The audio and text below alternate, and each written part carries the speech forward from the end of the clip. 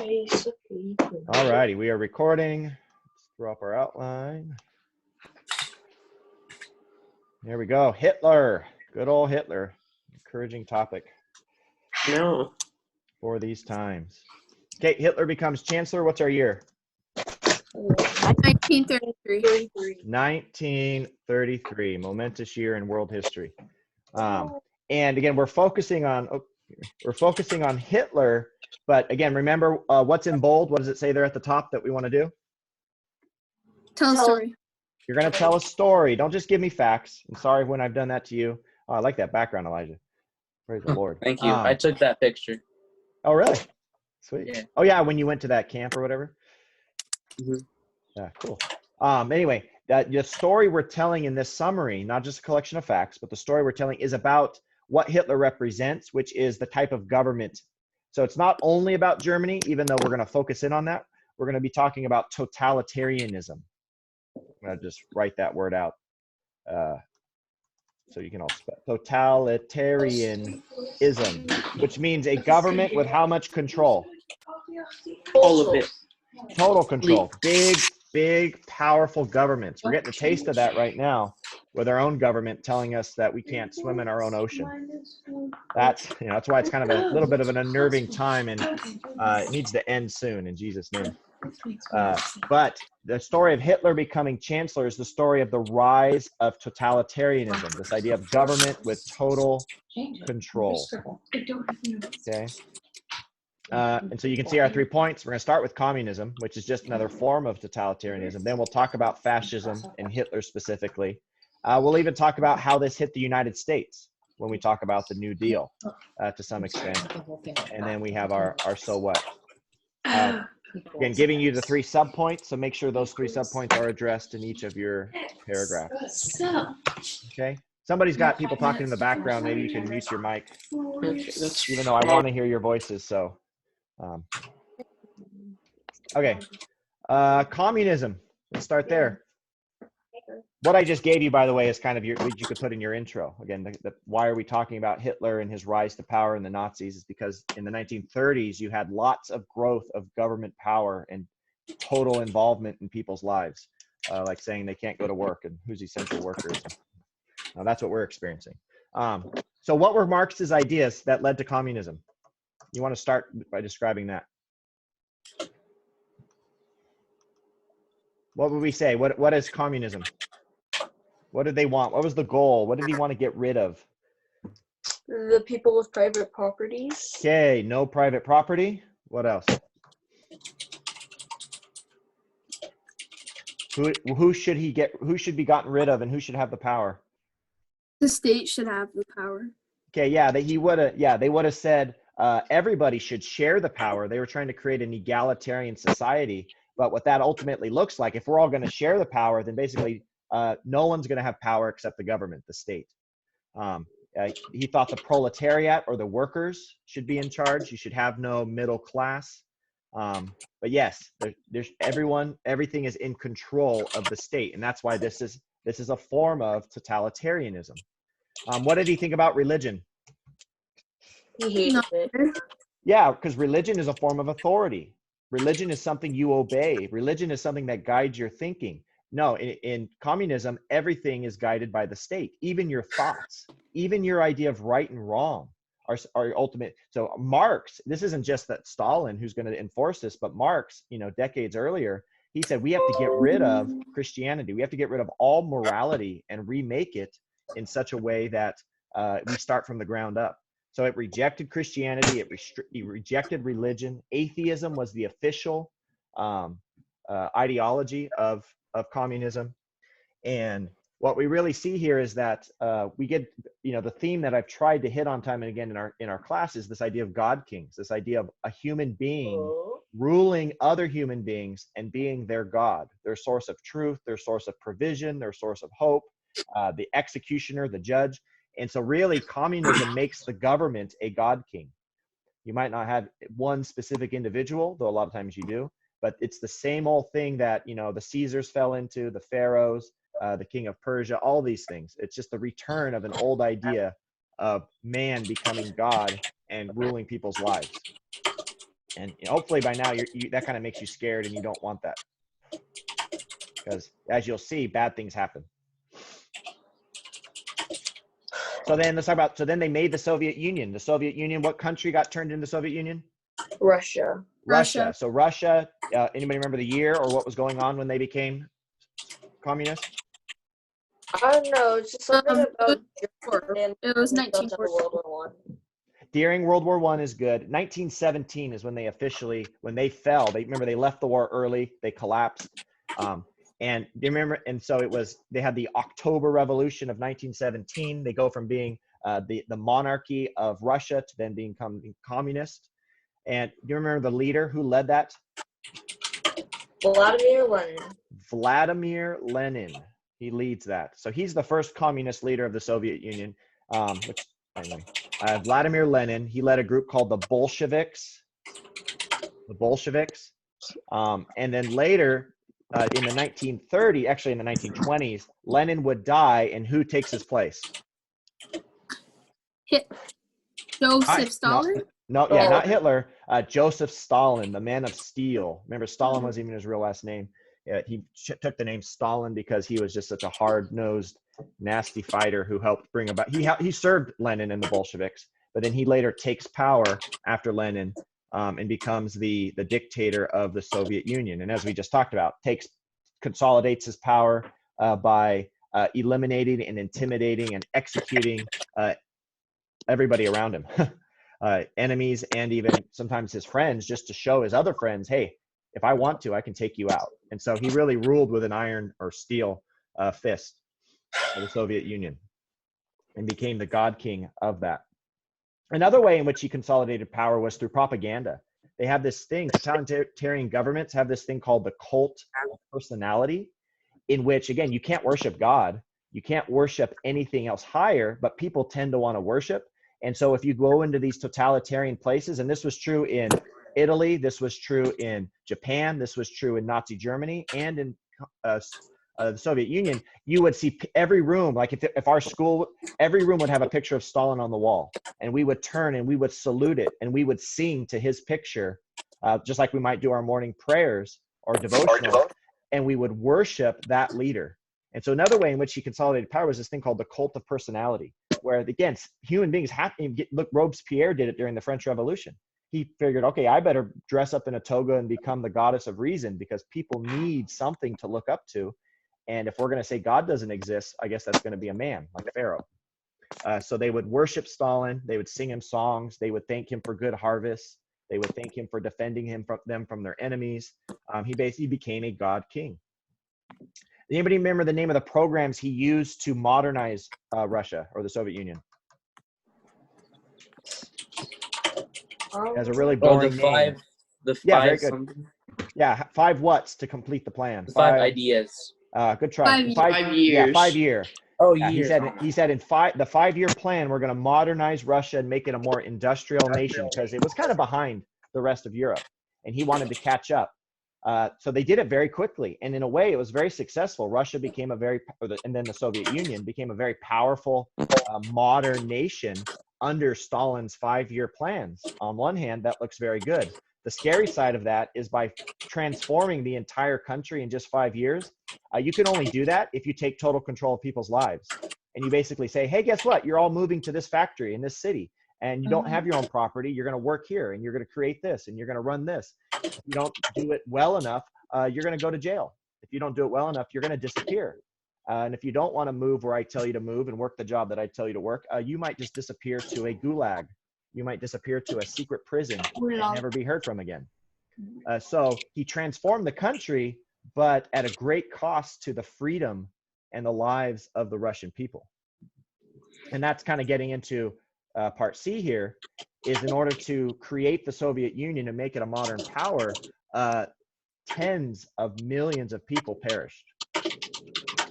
It's absolutely terrifying. Anybody know what killed most of the people?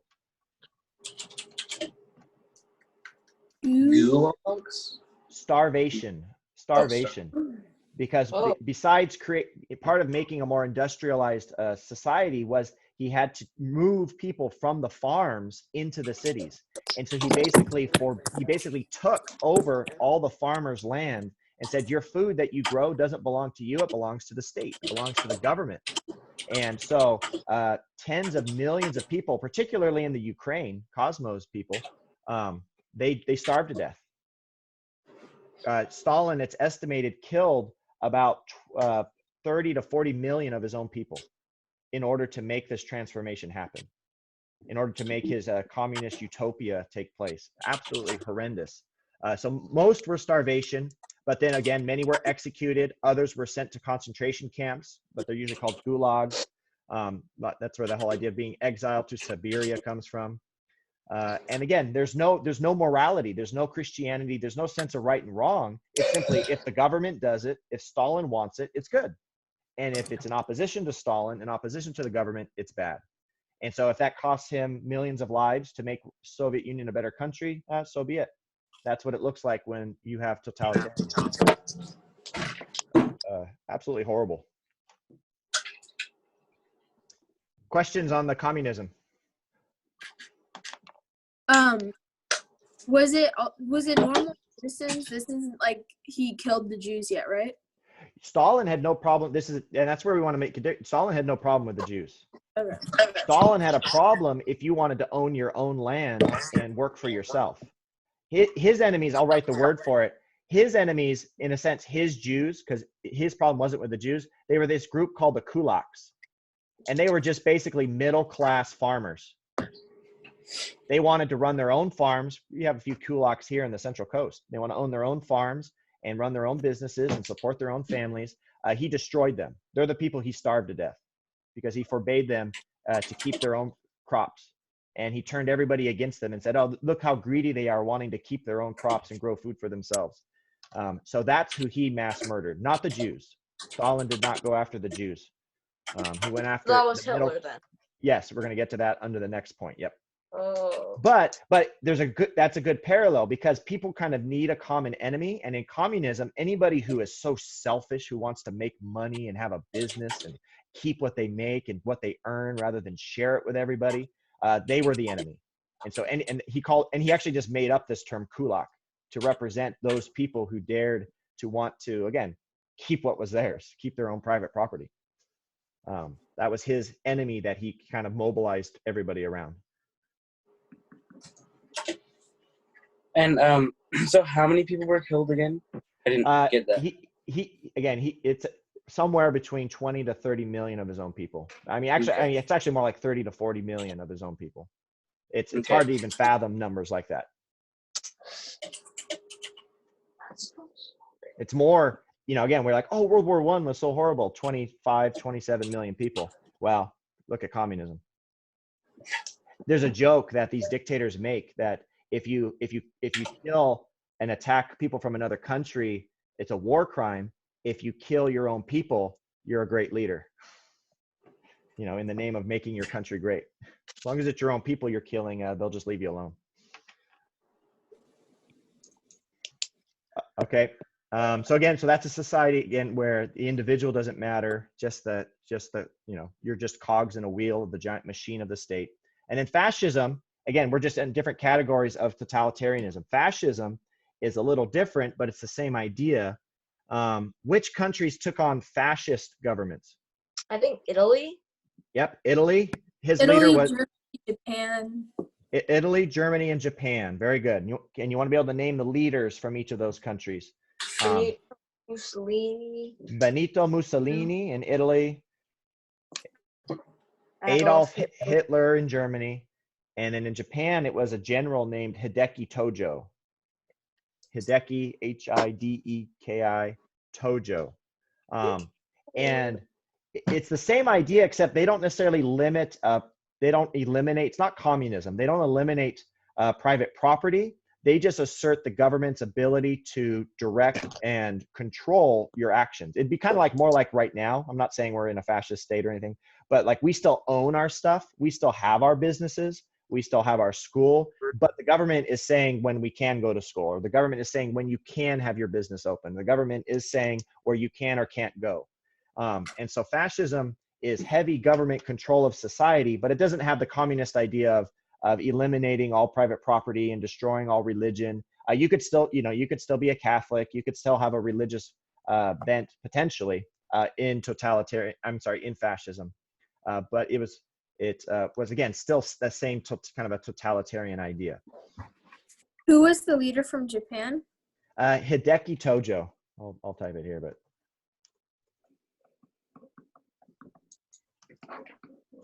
Hideki Tojo. And he, the other thing you could note about Japan is what they revolved around is they had an emperor. They had a guy named Hirohito, and he was their emperor, and he was considered a god. And that was another important element because, like I said, the cult of personality. All the Japanese soldiers who fought so fanatically are going to fight so fanatically during World War II. They believe, similar again, all the way back to ancient Egypt, if they died in the service of their emperor, they were going to go to heaven and live forever in paradise with their emperor. So you could mention that too. Tojo, though, was the actual guy in charge of running things. He kind of pushed the emperor around a little bit.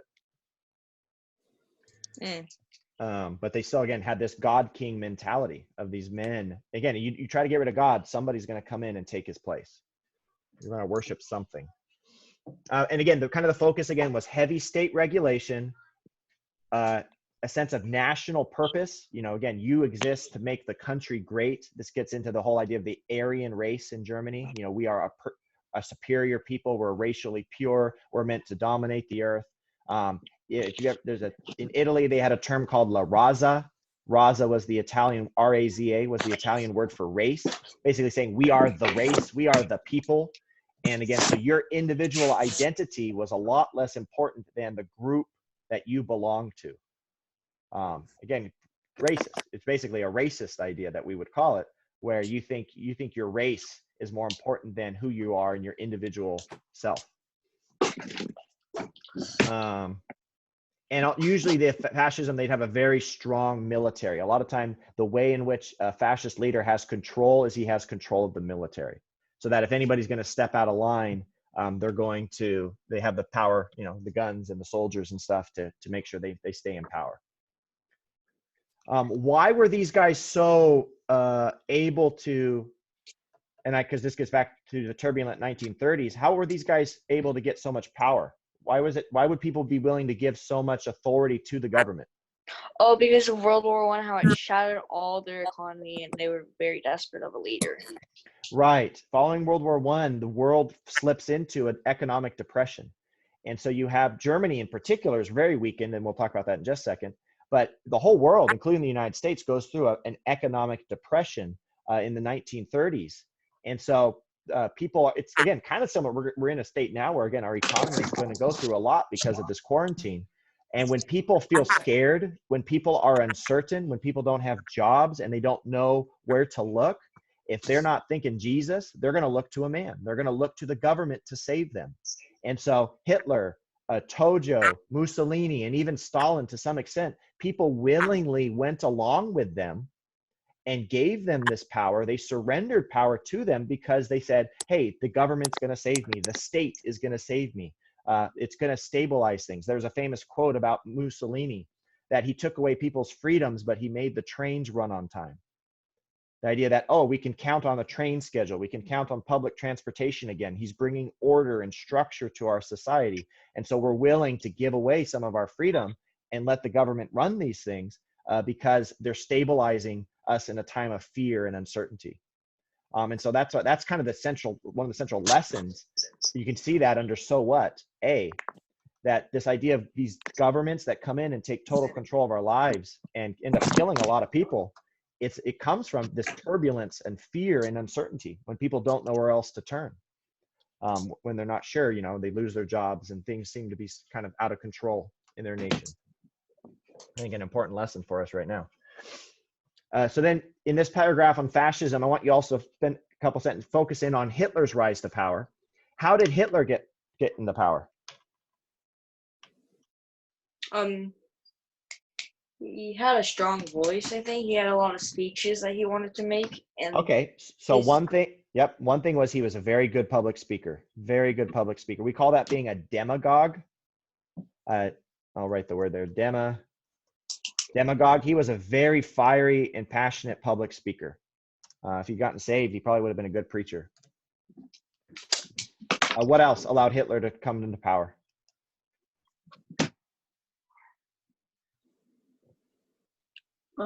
He promised to make Germany great again.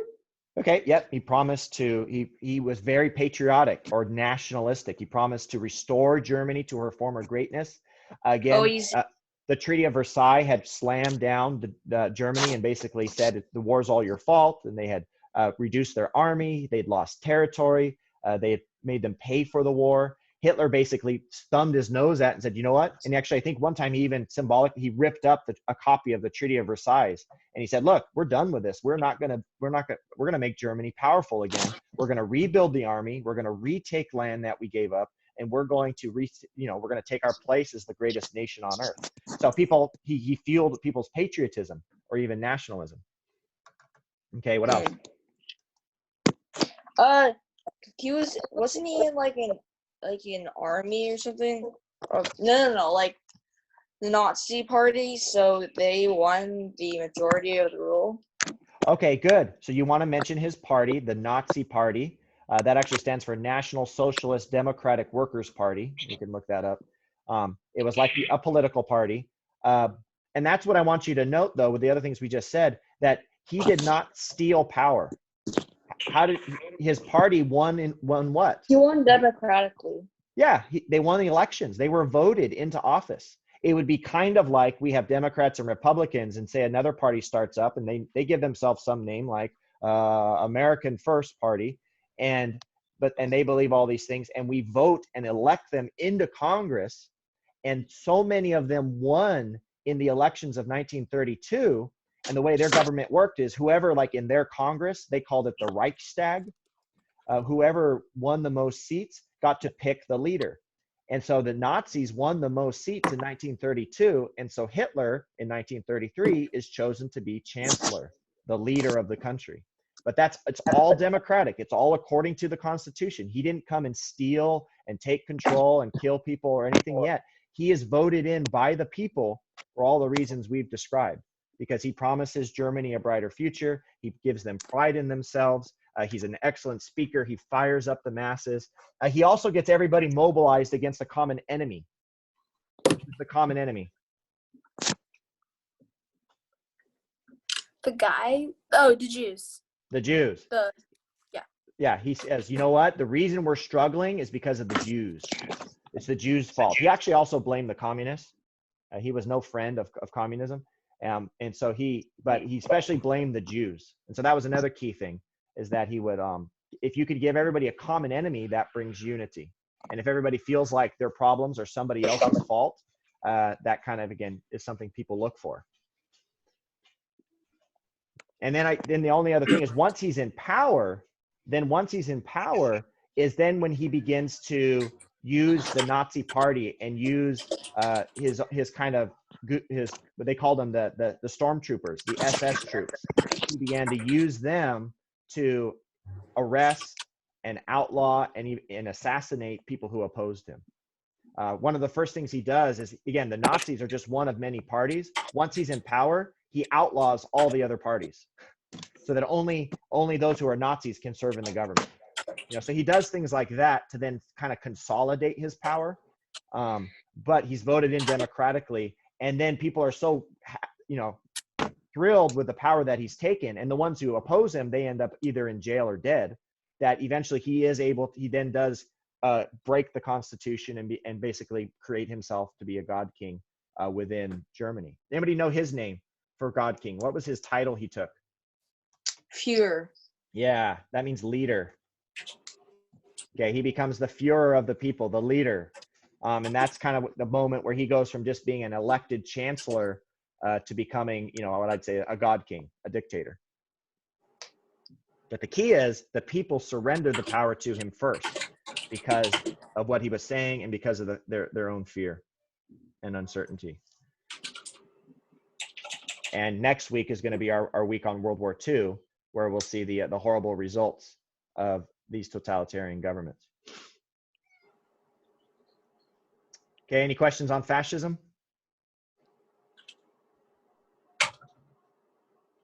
Okay. So then let's talk about America and the New Deal. How did America deal with these uncertain times? Russia went communist. China actually goes communist too.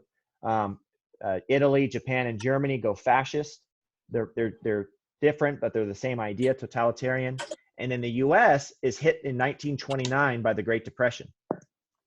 The U.S. we have our worst economic disaster since the Great Depression. We'll see what happens. We're living history right now. We're in a situation, in some ways, worse unemployment, at least for a moment, than the Great Depression. We'll see what happens. We'll be all right, Jesus. But did anybody find any of the causes of the Great Depression? Why did the U.S. struggle economically? What were some of the things that the U.S. was dealing with during the Great Depression?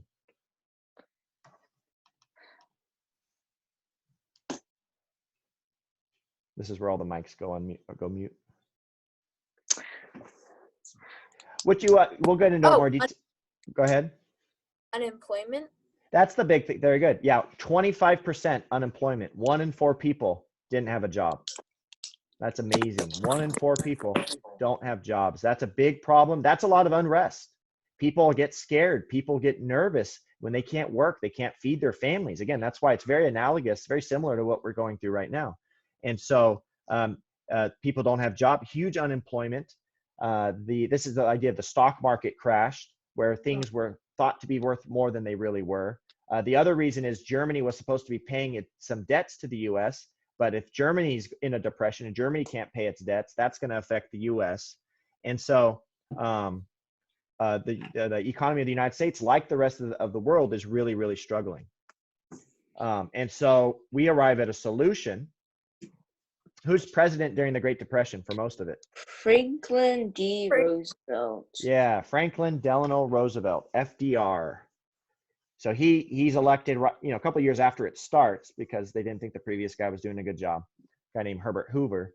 But FDR becomes president, and his solution is this thing called the New Deal, which, without getting into a lot of detail, he basically says we're going to grow government programs to take care of people who are losing their jobs.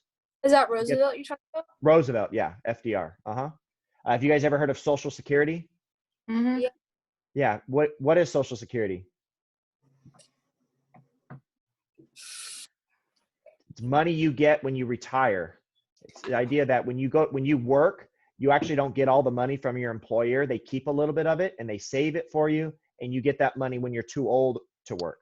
And that was something started during the New Deal, so that people who were older would have more security. But again, and have income once they retire. It was kind of as like the government forcing you to prepare for retirement versus you doing it on your own.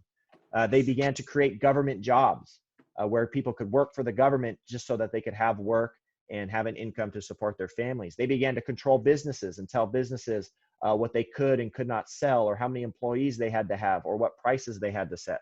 And so generally, the government got a lot stronger and more powerful, and increased its regulations in an attempt to pull the country out of this economic crisis. In high school, we look more closely. It looks like they actually made the problem worse. The Great Depression lasts about 11 years. It probably only would have lasted 3 years if the government had stayed out of it. But the idea is they were trying to increase the size of government to take care of people and help people during a time of unrest and fear. If you ever just look at a graph of how much our government spends, the amount of money our government spends, it's just like super low. And then you hit 1929, 1933, boom, it spikes up, because that's the New Deal. That's the Great Depression. And that the size of government in the United States was transformed radically during the New Deal. And this last point is that the good part of this is that at least the US did not fall into totalitarianism. Let me give you one example. Roosevelt, anybody know what keeps the president from having unlimited power? There's the Republic. Oh, well, because we are a republic, but why can't the president just do whatever they want? What's going to stop because of the judicial branch and the executive branch that Well, he is the executive branch, Oh, but the wait, never judicial mind. branch and the legislative branch, right? Yeah, they Right. keep them. Yeah, and especially we have this thing with the judicial branch that if somebody, if say even the president and Congress pass a law together, that if it violates the freedoms and what's laid out, the restrictions on government, our government has a constitution that basically says these are the rules. You can't have more power than what is said here. If the president or the Congress tries to go beyond that, the courts can strike it down.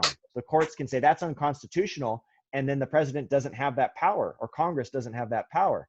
Well, Roosevelt was so much growing the power of the government and passing these new laws that the Supreme Court began to look at them and strike them down. Several of his biggest achievements actually get taken back because the courts say, you know what, that's not in our Constitution in the United States. You cannot do that. And Roosevelt says, you know what I'm going to do? I'm going to change the court. I'm going to make the court bigger. And I'm going to put justices on the court who agree with me so that it will stop canceling my laws. We called this court packing. Court packing. He wanted to pack the court with people who agreed with him so that they would stop canceling his laws, making them unconstitutional. Luckily, everybody turned against him when that happened. They said, no, that's too, you've gone too far. In other words, he started to, I'm not going to say he was not like Hitler. He was not like Stalin, but he began to do the inevitable thing, which was increase his own power. But luckily, the American people and our Constitution pushed back and said, nah, the government's getting bigger. Yes, there's a crisis, but you cannot do what Hitler did. You cannot do what Stalin did. You cannot just keep growing your power. We're going to stop you.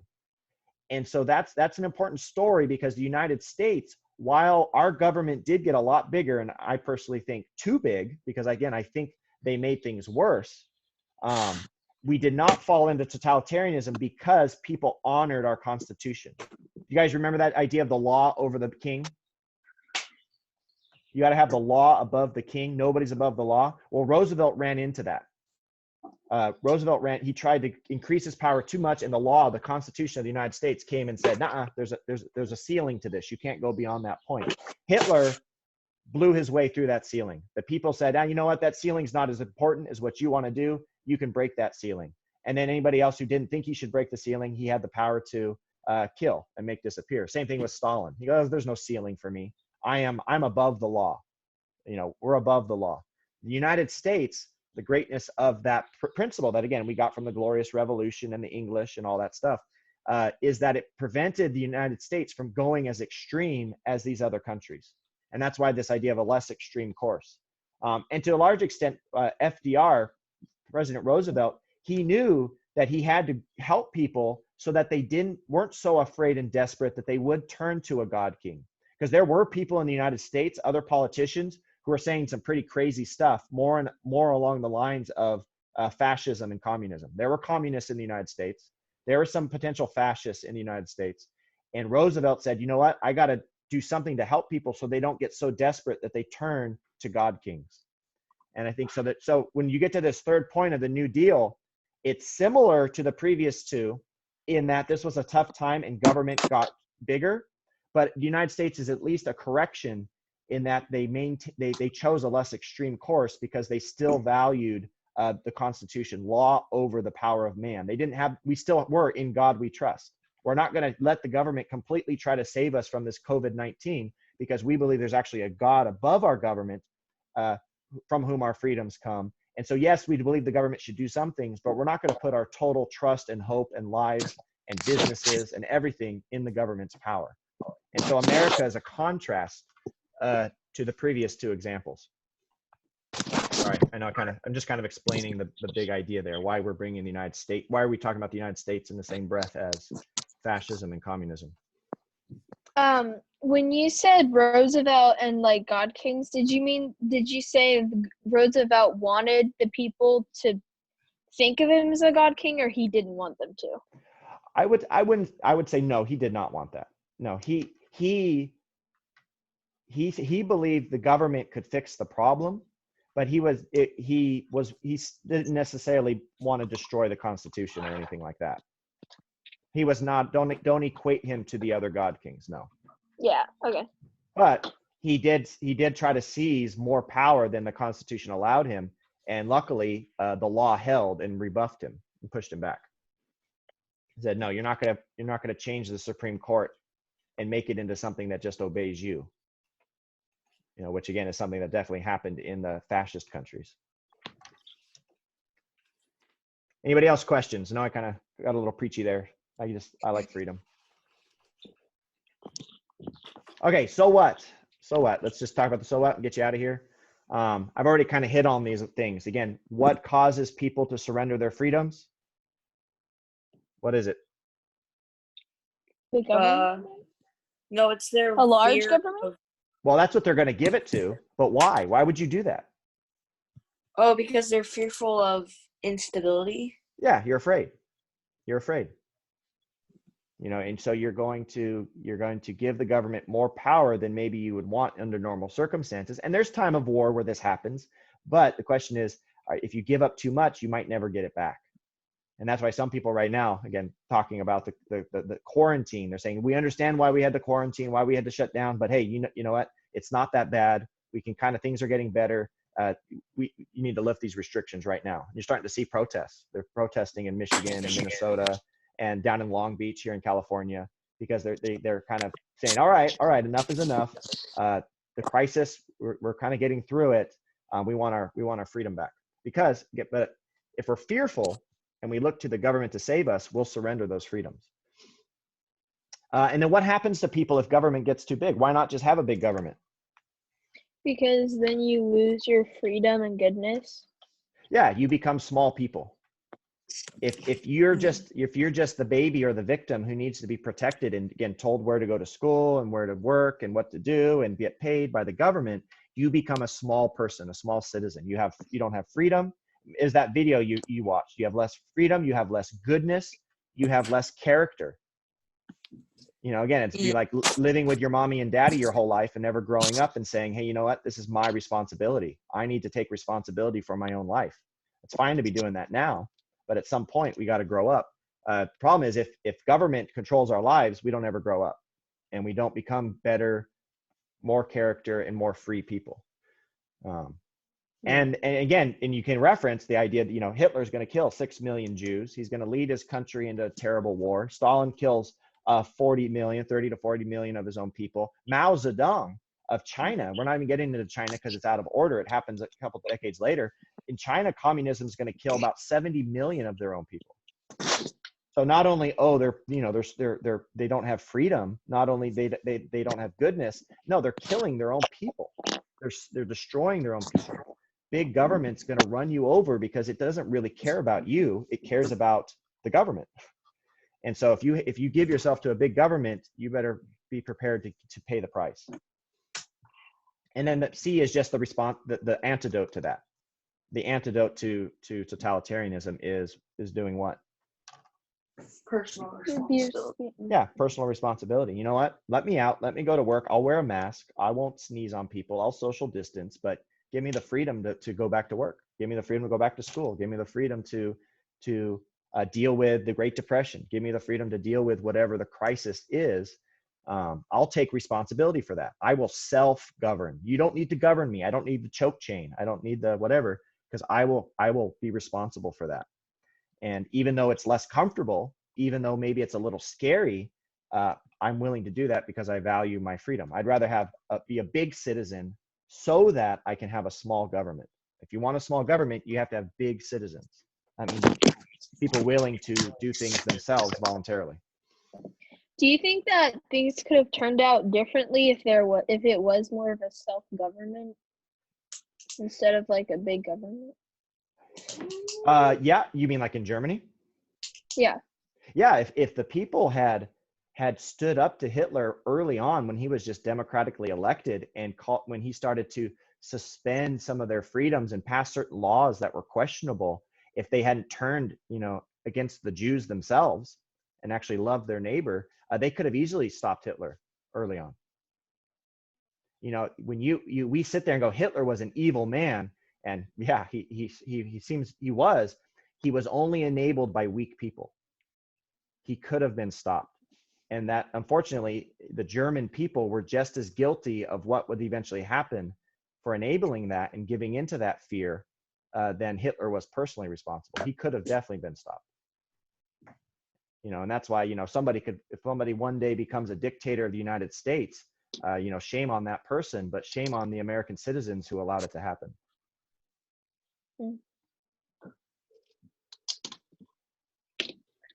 Okay, anything else? Any other questions?